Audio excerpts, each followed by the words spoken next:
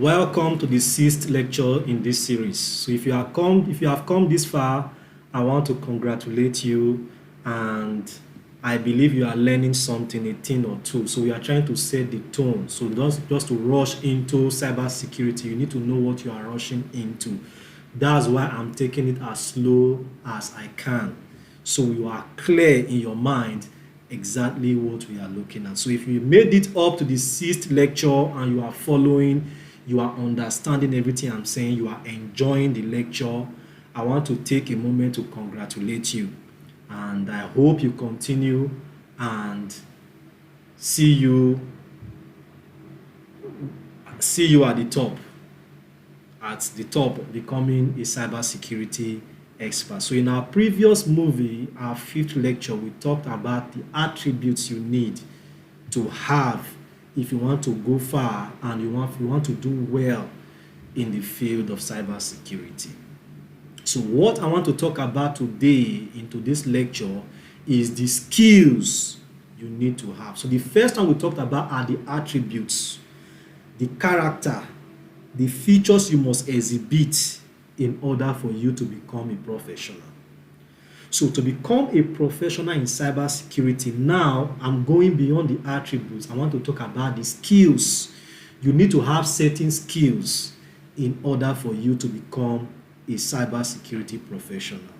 For instance, for you to become a welder, you need to have the skill of welding. You need to know how to take metal, you know how to weld and bring them together. It's a skill you need to have. For you to say you are a surgeon, you can perform surgery, something you can do, is a skill that you must have. So what are the skills I need to have in order for me to do well or go far in the field of cybersecurity? That is what this lecture, this movie is all about.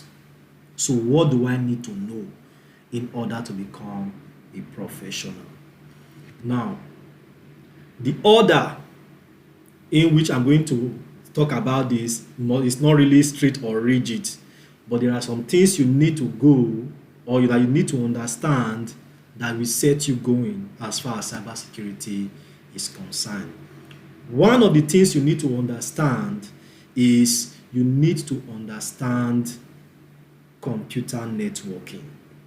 If you want to go far in cybersecurity, either the defensive side we have talked about or the offensive side, you need knowledge of networking, because everything depends on network. So when systems are designed, systems are built, systems are not built to be standalone. Systems are built to communicate. Take your phone, for instance. You're able to make call, you can send messages, SMS, you can send email, you can do video call, you can send files using either Xender or Bluetooth technology and all of that. Systems are not designed to be independent. They are designed to be very social.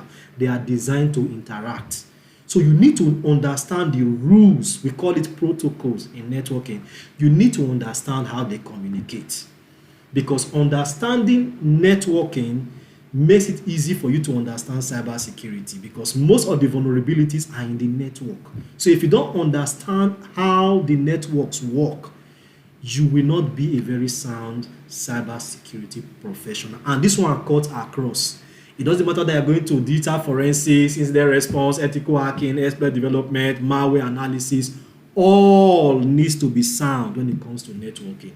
And I'm not saying you should become a network engineer. Just have a basic understanding of networking. So things like IP addressing. When you see an IP address, what are you looking at? Things like MAC addressing, the class of IP address, routing protocols, EIGRP, RIP, how devices communicate. Just have a basic understanding of networking. Without that, no matter the area you choose to specialize, you will not be very, very sound when it comes to cybersecurity.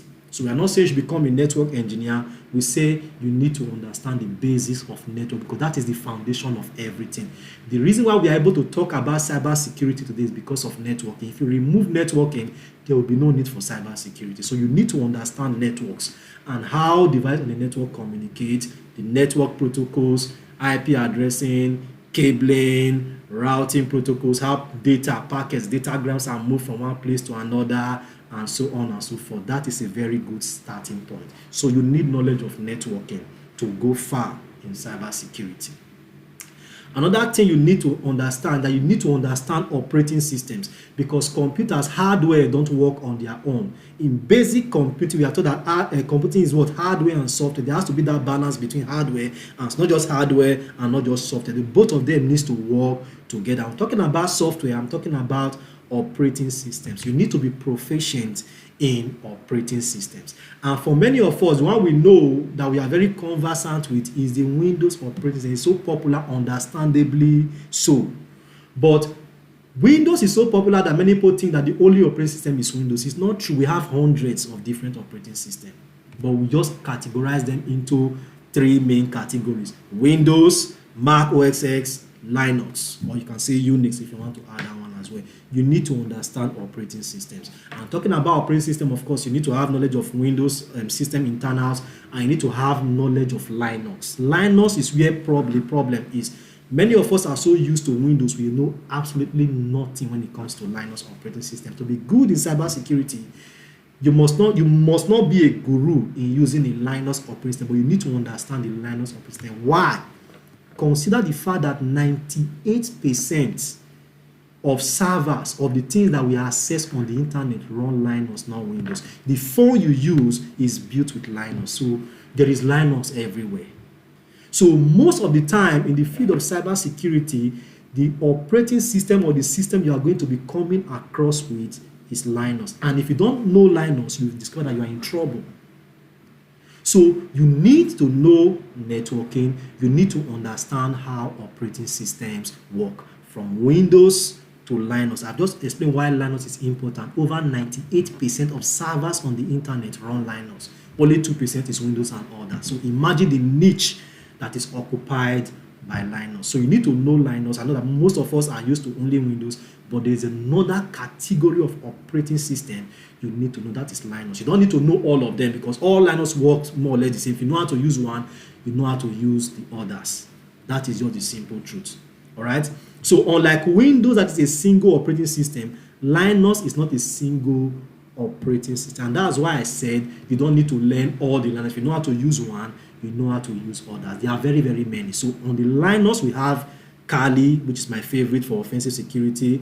There is Parrot. We have Linux Mint. There is Zorin. There is Ubuntu. There is Kubuntu. There is Cyborg. There is CentOS. There is Red Hat. There is Fedora. All of them are Linux operating systems. So if you know how to use one, let's say you learn with one, you will see that it's easy for you to understand the others, because they have more or less the same rule by which they operate.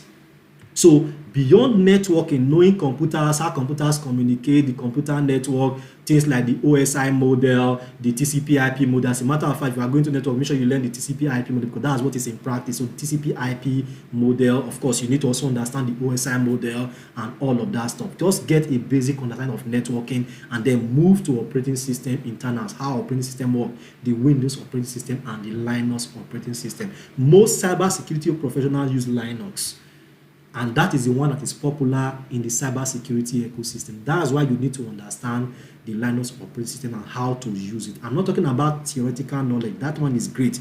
But you need practical knowledge of how they work. The same way you are able to operate your Windows computer, you should be able to understand and operate a Linux operating system. So you need knowledge of networking. You need knowledge of how operating system works. This one is not mandatory, but it's going to help you in the long run if you learn that, and that is what programming. So if you know how to write code, whether it's any programming language, whether you're using PHP, C, C#, Ruby, Go, Rust, any programming language of your choice, knowing how to code is not very mandatory for you to become a professional, but it's going to help you to become better than the average professional. So you need to learn how to code.